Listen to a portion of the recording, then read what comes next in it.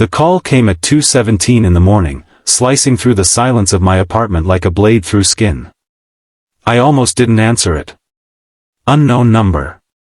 No reason to believe anything good could come from picking up a stranger's call at that hour. But something in my chest tightened, a strange, instinctive pull I couldn't explain, and before my mind could argue, my thumb had already pressed accept. The woman on the other end said my name like she had carried it in her mouth for years, like it was heavy. Then she told me something that made the ground beneath my life crack open. 16 years ago, she said, we had one night together. And now, our daughter needed my bone marrow to survive. If you believe in kindness, second chances, and the unexpected ways life connects us, take a moment right now to like this video, comment where you're watching from, share it with someone who believes in hope, and subscribe to the channel. Your support keeps stories like this alive. For a long time after the call ended, I just sat there in the dark, phone still pressed against my ear, even though the line had gone silent. My apartment felt smaller than it ever had before. The same couch, the same table, the same half-finished cup of coffee from the night before, everything suddenly felt like it belonged to someone else, someone who had lived a simpler life only minutes earlier. A daughter. I had a daughter. The words didn't make sense in my mouth, didn't fit inside my reality. I was 39 years old, single, drifting between freelance construction jobs, a man whose biggest responsibility was remembering to pay rent on time. Fatherhood was something that happened to other people, people with stability and plans. Not to someone like me. And yet, 16 years ago, there had been that night. I remembered fragments at first. A crowded bar during a work trip. Laughter. A woman with tired eyes and a smile that seemed relieved to exist. We had talked for hours, two strangers sharing stories like confessions because we both knew we'd never see each other again. There had been sadness in her voice even then, though I hadn't asked about it. Life sometimes offers you moments that feel suspended outside time, and that night had been one of them. No promises. No expectations. Just connection. In the morning, we had parted with awkward smiles, exchanging numbers neither of us really expected to use. Mine had changed months later when I switched phones. I assumed hers had too. Life moved on. Until now. She told me our daughter's name was Lily. 16 years old. Funny. Stubborn. Loved drawing and had a habit of biting her nails when nervous. She had been diagnosed with leukemia 8 months earlier. Treatments had helped at first, but now doctors were saying a bone marrow transplant was her best chance. They had tested relatives. No match. Then, desperate, Lily's mother had gone back through old memories, old names, searching for possibilities. She found me through social media after weeks of trying. I was her last hope. I didn't sleep that night. Instead, I stared at the ceiling while my mind ran through 1,000 emotions, shock, fear, guilt, disbelief. I had missed 16 years. 16 birthdays. First steps. First day of school. Every scraped knee, every bedtime story, every moment that should have included me but didn't. I had never even known she existed. And now, the first thing my daughter might ever receive from me wasn't love or guidance, it was bone marrow. A piece of my body to save her life. The hospital was 3 hours away. I drove there the next morning with hands that wouldn't stop trembling on the steering wheel. Every mile felt heavier than the last. I didn't know what I was walking into. I didn't know if she would look like me, if she would hate me, if she would even want to meet me. I only knew that a teenager somewhere inside that building might die if I wasn't a match. And that thought alone made my chest ache in ways I'd never experienced before. When I first saw her mother again, time folded strangely. She looked older, of course, lines around her eyes, exhaustion etched into her face, but I recognized her instantly. She hugged me without hesitation, like I was someone she had known forever, not a near stranger connected by a single night. There were tears in her eyes before either of us spoke. I realized then how long she must have carried this alone, raising our daughter without support, without even the option of calling me. The weight of that reality settled heavily inside me. Meeting Lily was harder. She was sitting on a hospital bed, pale but alert, wrapped in a blanket decorated with cartoon stars that felt painfully out of place for someone her age. Her hair was thin from treatment, but her eyes were bright, curious, cautious, searching. And when she looked at me, I felt something inside my chest snap into place. It wasn't logic. It wasn't recognition built on memories. It was instinct. A deep, undeniable awareness that this was my child. She studied my face carefully, like she was comparing features she had imagined her whole life.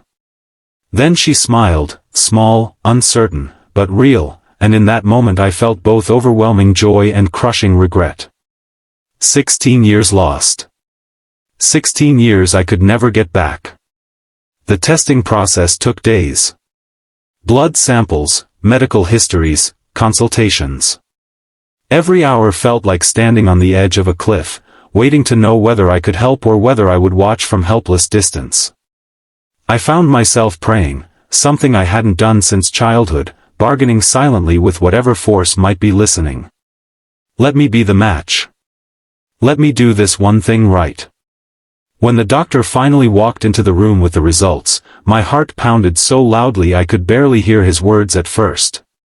But then the sentence landed clearly. I was a match. Relief hit me so hard I had to sit down. Lily's mother burst into tears. And Lily, she looked at me with something new in her expression. Not just curiosity anymore. Hope. Trust. Connection. The procedure wasn't simple. There were risks, discomfort, recovery time. But none of that mattered to me. For the first time in my life, I had a purpose bigger than myself. I wasn't just drifting anymore. I was someone's father. And my daughter needed me. During the weeks leading up to the transplant, I spent more time at the hospital than I ever imagined possible.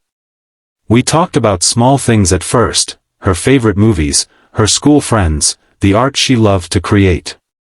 Slowly, walls came down.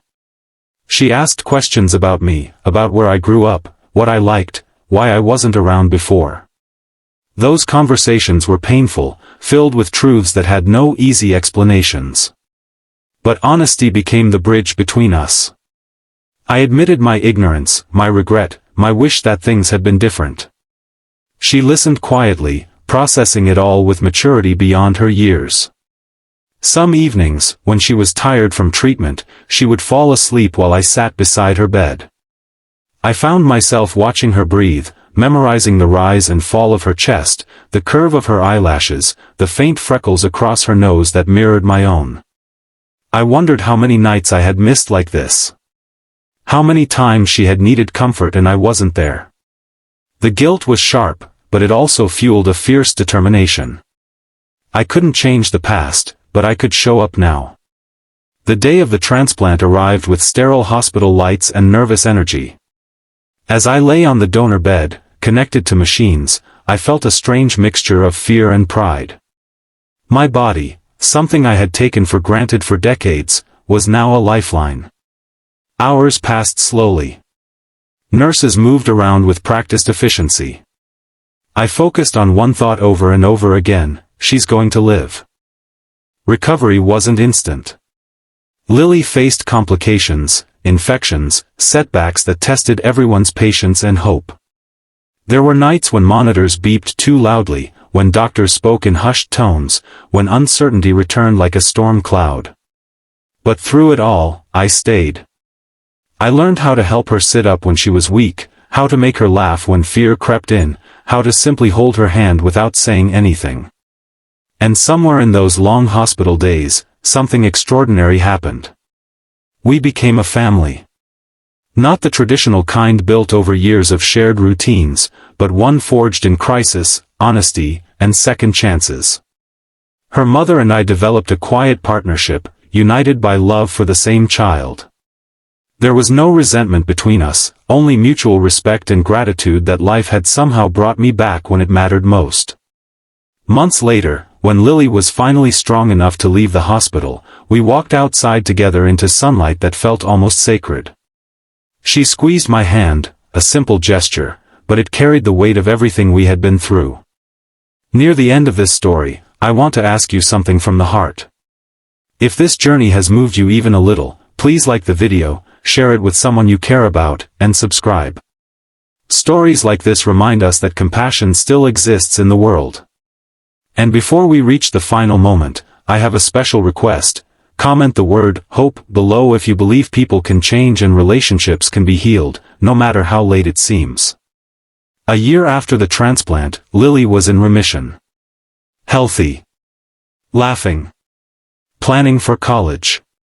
Sometimes we would sit together, talking about the future, and she would casually call me Dad, a word that still sent warmth through my entire body every time I heard it. I had missed her childhood, but I hadn't missed my chance to love her. Life doesn't always give us perfect beginnings. Sometimes it gives us messy, complicated starts and unexpected opportunities to make things right later. 16 years ago, I was just a man passing through someone else's life for one night. But fate had other plans. It brought me back when my daughter needed me most, and in saving her life, she saved mine too. If this story touched your heart, please engage with the video, like, comment, share, and subscribe. You never know who might need to hear a story about second chances today.